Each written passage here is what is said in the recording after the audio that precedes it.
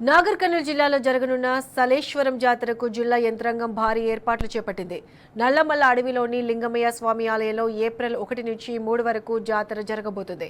జాతరకు భారీగా భక్తులు తరలివచ్చే అవకాశం ఉండడంతో కలెక్టర్ బాధావత్ సంతోష్ అడవి మార్గంలో ట్రెక్కింగ్ ఏర్పాట్లను పరిశీలించారు.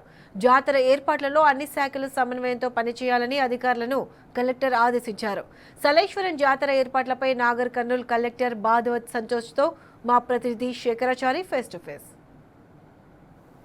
దట్టమైన నల్లమల్ల అటవుల నుంచి ఆధ్యాత్మిక శిఖరాల వరకు మరో అమర్నాథ్ యాత్రగా పేరుగాంచినటువంటి సలేశ్వరం యాత్రకు నాగర్ కర్నూలు జిల్లా కలెక్టర్ బాధావత్ సంతోష్ ఆధ్వర్యంలో అన్ని కూడా ఏర్పాట్లు చేస్తున్నటువంటి పరిస్థితి కనిపిస్తూ ఉంది. ఈ నెల 1వ తేదీ నుంచి నల్లమల్ల అటవీ ప్రాంతంలో పేరుగాంచినటువంటి మరో అమర్నాథ్ యాత్రగా పేరుగాంచినటువంటి సలేశ్వర యాత్రకు ఎలాంటి ఏర్పాట్లు చేశారనే అంశంలో భాగంగా మనం ప్రస్తుతం నాగర్ కర్నూలు జిల్లా కలెక్టర్ బాధావత్ సంతోష్ వారి వద్ద ఉన్నాము. వారిని అడిగి మరిన్ని విషయాలు తెలుసుకుందాం. సార్ చెప్పండి సార్, సలేశ్వరం యాత్ర ఇప్పటికే అంటే మరో అమర్నాథ్ యాత్రగా పేరుగాంచినటువంటి ఈ యాత్రకు జిల్లా కలెక్టర్గా మీ సిబ్బందితో ఇప్పటికే మీకు ట్రెక్కింగ్ ద్వారా కూడా క్షేత్రస్థాయిలో పరిశీలించినట్టుంది. ఎట్లా ఏర్పాట్లు చేస్తూ ఉన్నారు, ఎంతమంది వస్తారని అంచనా వేస్తూ ఉన్నారు, ఎన్ని రోజులు యాత్ర కొనసాగుతూ ఉంది? సో మనకి సాలేశ్వరం జాతర అనేది ఎవ్రీ ఇయర్ కూడా మనం చేసుకోవడం జరుగుతుంది. ఈ ఇయర్ కూడా మనం 3 days చేస్తాము. ఏప్రిల్ 1 నుంచి ఏప్రిల్ 3 వరకు ఈ జాతరను మనం చేస్తాం. దానికి సంబంధించి అన్ని డిపార్ట్మెంట్స్తో కూడా మనము కోఆర్డినేషన్ మీటింగ్ తీసుకోవడం జరిగింది. అండ్ అందరి డిపార్ట్మెంట్స్తో కూడా మనము ఒకసారి విజిట్ చేయడం జరిగింది జాతరకి. అంటే వచ్చే భక్తులకు ఎటువంటి ఇబ్బందులు కలగకుండా ఏమేమి జాగ్రత్తలు తీసుకోవాలనేది మనం చూడడం జరిగింది. సో దానికి సంబంధించి మనకి ఫరాబాద్ నుంచి మనం ఫారెస్ట్లోకి ఎంటర్ అవ్వడం జరుగుతుంది. సో దాంట్లో మనం మేజర్గా లాస్ట్ టైం వచ్చిన ఫీడ్బ్యాక్ తీసుకుంటే ఎక్కడెక్కడ మనకి ట్రాఫిక్ పాయింట్స్ ఉన్నాయి, ఎక్కడెక్కడ మనకి డ్రింకింగ్ వాటర్ ఇష్యూ వచ్చినాయి, లేకపోతే ఎక్కడెక్కడ సమ్మర్ ఉంది కాబట్టి ఆ సమ్మర్ని మైండ్లో పెట్టుకొని కూడా మనం మెడికల్ క్యాంప్స్ అవన్నీ కూడా ప్లాన్ చేసుకోవడం జరిగింది. సో దాని తర్వాత మనము సాలేశ్వరంకి పోయేటప్పుడు ఒక 3 మెయిన్ పాయింట్స్ ఉంటాయి. ఒకటి పుల్లాయపల్లి బేస్ క్యాంప్ దగ్గర, అట్లానే స్టార్టింగ్లో మనము ఎంట్రీ కాగానే ఒక దగ్గర లెఫ్ట్ తీసుకోవాల్సి ఉంటుంది జాతరకు పోవడానికి, అక్కడ ఒక దగ్గర. అండ్ లాస్ట్కి ఎక్కడైతే సాలేశ్వరం ట్రెక్ స్టార్ట్ అవుతుంది, అయితే ఎక్కడంటే మనం వెహికల్స్ ఫైనలైజ్ అయిపోతే ట్రెక్ స్టార్ట్ అవుతుంది.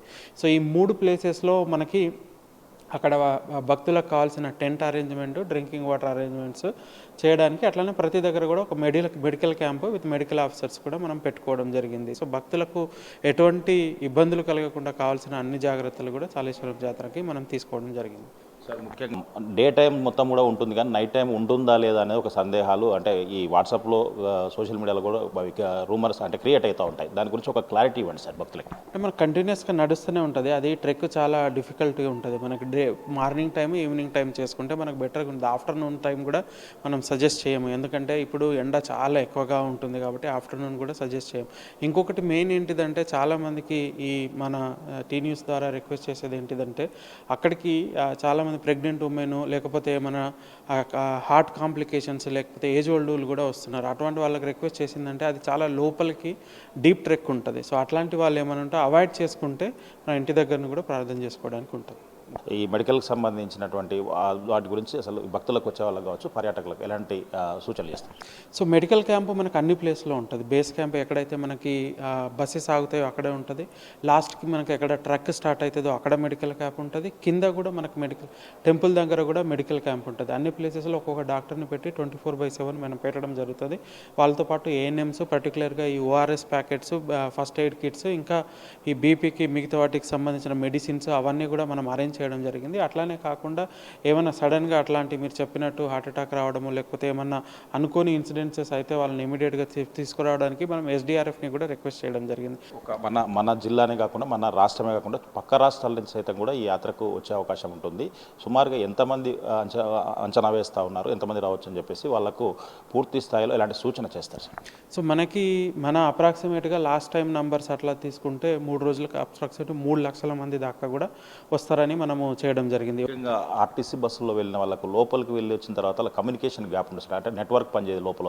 తర్వాత బయటికి వచ్చిన తర్వాత బస్సులో కూడా చాలా అంటే తక్కువ ఉంటున్నాయి, అంటే కమ్యూనికేషన్ గ్యాప్ కావచ్చు, లేదంటే నైట్ టైం కావచ్చు, కొంత ఇబ్బంది పడి అక్కడే పడుకునే అవకాశం కూడా కనిపించింది సార్ లాస్ట్ ఈ ఇయర్. దాన్ని ఎట్లా అంటే మనం మొత్తంగా లాస్ట్ టైం ఒక 30 వెహికల్స్ పెట్టడం జరిగింది. సో లోపలికి బస్సెస్ మనకు పుల్లాయపల్లి బేస్ క్యాంప్ దగ్గరనే ఆగిపోతాయి. అక్కడ నుంచి లోపలికి మనం ఆటోలోకి వెళ్ళడం జరుగుతుంది. మళ్ళీ రిటర్న్ వచ్చినప్పుడు కూడా అవసరమైతే ఈసారి ఒక 4-5 అడిషనల్ బస్సెస్ మనం పెట్టుకొని వచ్చిన వాళ్ళు ఎప్పుడు వస్తే అప్పుడు మనకి ఎప్పుడు ఆల్మోస్ట్ ఒక 6-7 బస్సెస్ అక్కడ అవైలబుల్ ఉండేటట్టు అండ్ భక్తులు రాగానే వాళ్ళు వెయిట్ చేయకుండా 6-7 బస్సెస్లో ఇమీడియట్గా వచ్చేటట్టు కూడా మనం ప్లాన్ చేసుకున్నాం. ఓవరాల్గా ఈ సలేశ్వరం యాత్ర గురించి వచ్చే భక్తులకు కానివ్వండి, ఉన్న మీ యంత్రాంగానికి కానివ్వండి, ఎట్లాంటి సజెషన్ చేస్తారు, ఎట్లా సూచన చేస్తారు జిల్లా కలెక్టర్?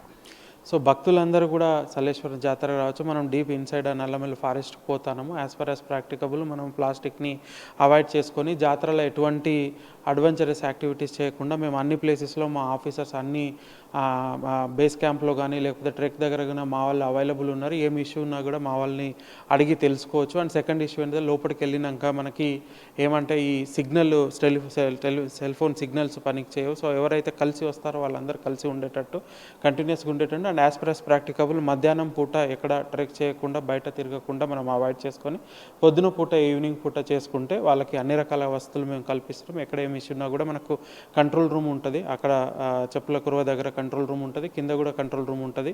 ఇమీడియట్గా ఏమి ఇష్యూ ఉన్నా కూడా మా కంట్రోల్ రూమ్కి ఆల్ డిపార్ట్మెంట్ ఆఫీసర్స్ ఉంటారు. వాళ్ళని అప్రోచ్ అయితే మేము సాల్వ్ చేసుకుంటాము. ఏదేమైనప్పటికీ సలేశ్వర యాత్ర సజావుగా సాగేందుకు అన్ని ఏర్పాట్లు చేశామని చెప్పేసి భక్తులు ఇప్పటికే లాస్ట్ ఇయర్తో పోల్చుకుంటే 3 లక్షలకు పైచీలకు వచ్చారు. ఇంకా ఎక్కువ వచ్చే అవకాశం ఉంది. వారికి తగ్గట్టు ఏర్పాట్లు చేశామని చెప్పేసి నాగర్ కర్నూలు జిల్లా కలెక్టర్ బదావత్ సంతోష్ తెలుపుతున్నట్టు పరిస్థితి కనిపిస్తోంది. వీడియో జర్నలిస్ట్ రామకృష్ణతో శేఖరాచారి, టీ న్యూస్, నాగర్ కర్నూలు జిల్లా.